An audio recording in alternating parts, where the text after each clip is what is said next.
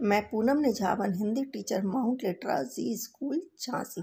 बच्चों, आज हम नीलकंठ पाठ पढ़ेंगे। नीलकंठ एक रेखा चित्र है। इसकी लेखिका श्रीमती महादेवी वर्मा है। इसमें लेखिका ने पक्षियों के प्रति अपने प्रेम का सजीव वर्णन किया है। नीलकंठ के मीठे कड़वे अनुभवों का लेखा जोखा प्रस्तुत किया है। एक दिन एक मेहमान को स्टेशन पर पहुंचाकर पक्षियों की दुकान पर पहुंची। वहां उन्होंने एक मोरनी का जोड़ा देखा। दोनों अभी बहुत छोटे थे। कैसे थे वो छोटे? वे अभी दोनों तीतर के बच्चों के समान लग रहे थे।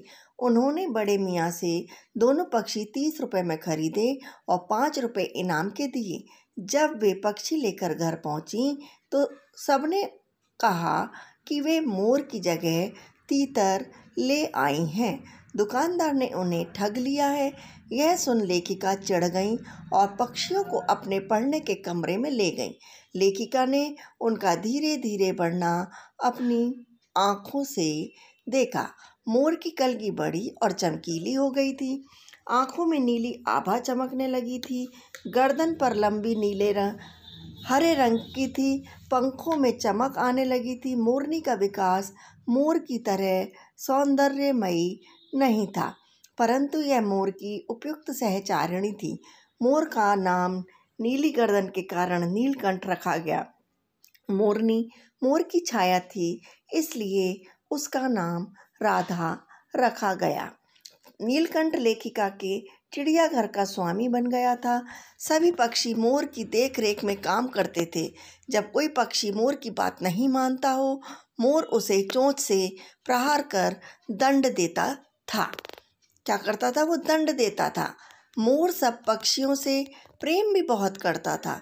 एक बार एक सांप ने खरगोश के बच्चे को पकड़ लिया।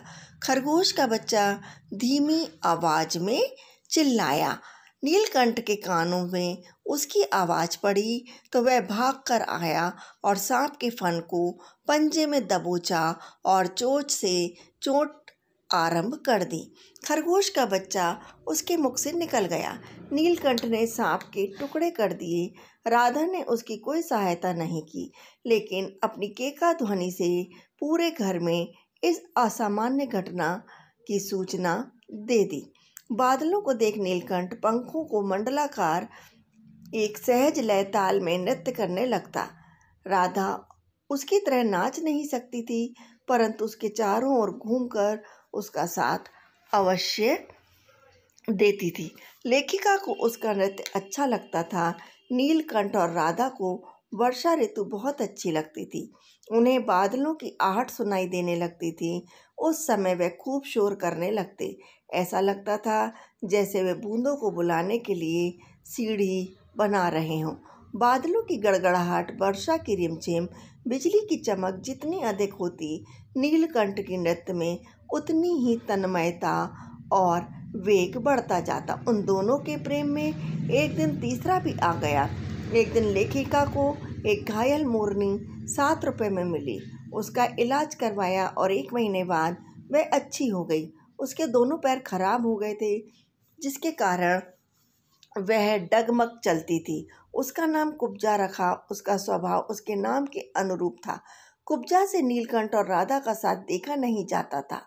जब भी नीलकंठ और राधा का साथ होता तो कुब्जा चोंच से राधा पर प्रहार करने लगती, लेकिन नीलकंठ को कुब्जा का साथ अच्छा नहीं लगता था। कुछ समय बाद राधा ने 2 अंडे दिए। वह अपने बच्चों में छिपाए बैठी रहती।